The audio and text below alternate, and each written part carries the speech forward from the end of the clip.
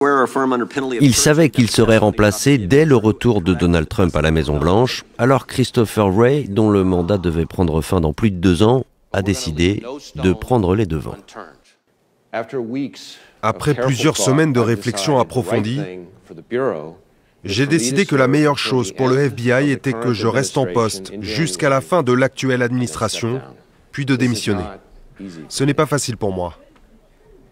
Mais je reste comme toujours concentré sur nous, sur ce qui est le mieux pour le FBI. Donald Trump s'est félicité de cette décision. Un grand jour pour l'Amérique, a-t-il écrit sur son réseau social Truth. Les 2 hommes étaient à couteau tiré depuis la perquisition de la résidence floridienne du milliardaire en août 2022. L'opération avait permis la saisie de documents classifiés emportés par l'ex-président après son départ de la Maison-Blanche.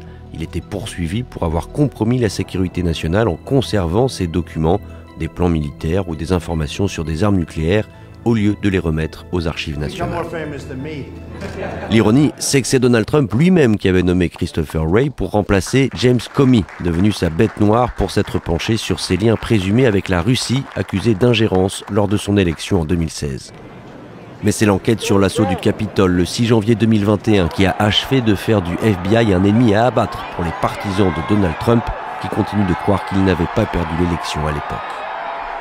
Et parmi eux, Kash Patel, ancien conseiller juridique et fidèle du milliardaire qui va justement prendre la tête de l'institution qu'il décrit comme le symbole de l'État profond américain, une caste d'oligarques non élus, incestueux et avides de pouvoir, selon ses propres mots. À Washington, l'opposition à Trump craint que la police fédérale ne serve plus le ministère de la Justice, mais qu'elle soit désormais dévoyée dans une campagne de vengeance contre ceux qui ont osé défier le mania dans le passé.